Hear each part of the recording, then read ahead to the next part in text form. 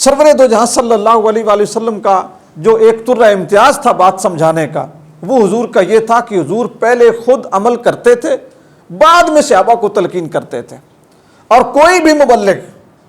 میں نے پہلے بات کہی، چاہے وہ استاد ہو، چاہے وہ مولوی صاحب ہو، چاہے وہ گھر کا سربراہ ہو، باپ ہو، جس وقت تک کسی چیز کے اوپر اس کا اپنا عمل نہیں ہوگا، اس کو یہ چیز زیب ہی نہیں دیتی وہ دوسروں کو تبلیغ کرے۔ یعنی نمازوں کا حضور نے حکم دیا نا صحابہ کو کہ نماز پڑھو، حکم دینے سے پہلے، نماز کی تلقین کرنے سے پہلے نبی پاک صلی اللہ علیہ وسلم اتنی نماز پڑھتے تھے، اتنا قیام کرتے تھے کہ حضور کے قدم مبارک سوج جاتے تھے۔ اتنی عبادت حضور نے خود کی۔ اس کے بعد پھر اپنے صحابہ کو حضور نے دعوت دی کہ اے میرے صحابہ نماز پڑھا کرو۔ صحابہ کرام کو حضور نے ارشاد فرمایا اللہ کے راستے میں خرچ کیا کرو۔ پہلے رسول پاک نے خود اتنا خرچ کیا کہ دو مہینے حضور کے گھر میں چولہا نہیں جلتا تھا، پھر حضور نے صحابہ سے فرمایا کہ اے میرے صحابہ اللہ کے راستے میں خرچ کیا کرو۔ نبی پاک صلی اللہ علیہ وآلہ وسلم نے اللہ کے راستے میں مشکلات اٹھانے کی صحابہ کو بات ارشاد فرمائی تو اپنے پیٹ پہ پتھر باندھ کے حضور نے خندق کھودی اور پھر صحابہ کو تلقین فرمائی۔ یہ جس وقت ہم خود عمل میں نکھٹو ہوتے ہیں، بالخصوص اس وقت جس وقت ایک تقریر کرنے والا بندہ خود پراڈو گاڑی سے اترتا ہے اور اتر کے لوگوں کو کہتا ہے لوگوں سادگی اختیار کرو،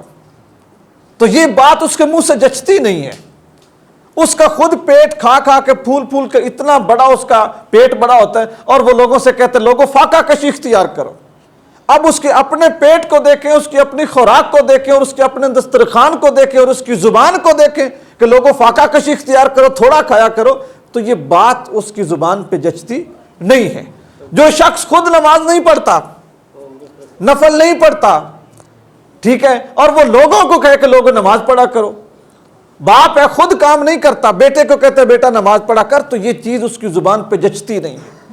نبی کریم صلی اللہ علیہ وآلہ وسلم کا طرز امتیاز یہ تھا، حضور پہلے خود عمل کرتے تھے،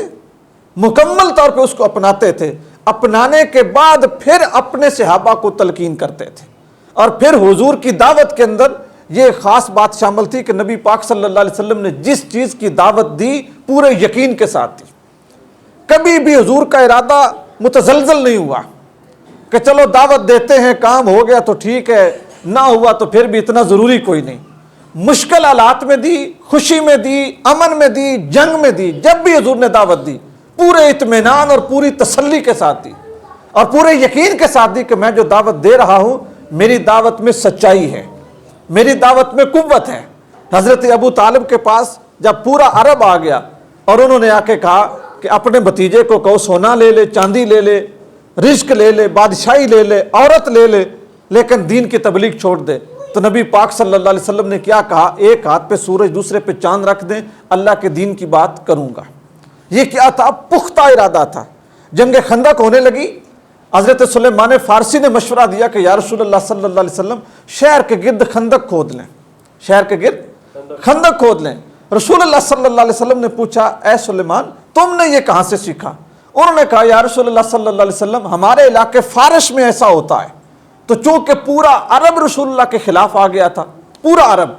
سارے عرب کے سارے علاقوں کے قبیلے اکٹھے ہو کے جنگ خندق میں مسلمانوں کے خلاف آئے،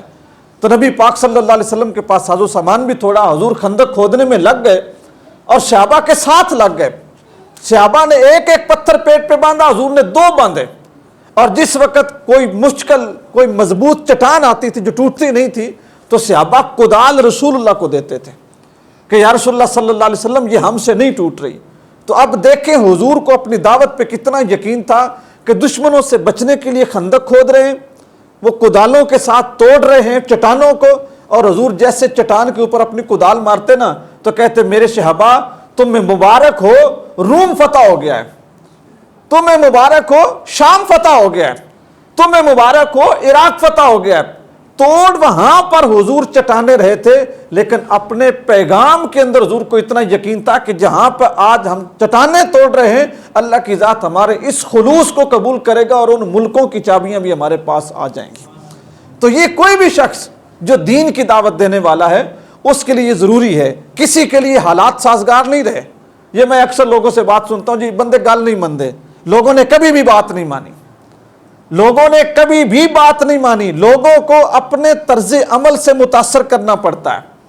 لوگوں کو اپنے اخلاق سے متاثر کرنا پڑتا ہے،